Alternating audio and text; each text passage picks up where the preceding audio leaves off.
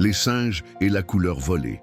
On nous a montré les singes, encore et encore, sur grand écran, dans les vieux films, dans les pubs, dans les dessins animés, mais pas n'importe quel singe.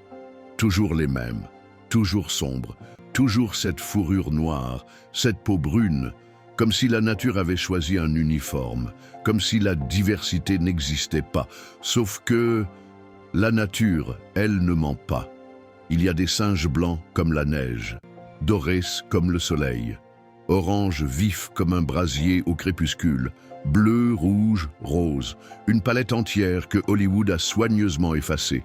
Ce n'était pas un oubli, ce n'était pas un hasard, pas quand ça dure un siècle, pas dans un monde où singe était l'insulte préférée pour humilier un homme noir, pas dans une industrie où chaque image est pensée, pesée, calibrée.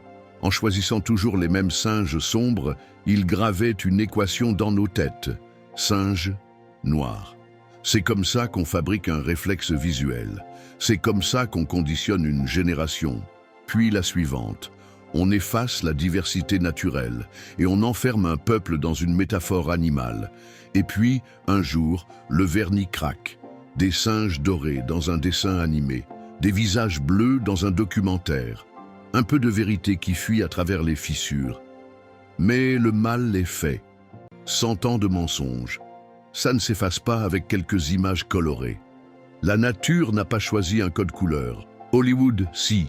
Et tant qu'on ne montre pas toutes les couleurs des singes, on continue de nourrir le même mensonge. Ton aide rend ce travail aussi le tien lien. Tipeee sur ma chaîne.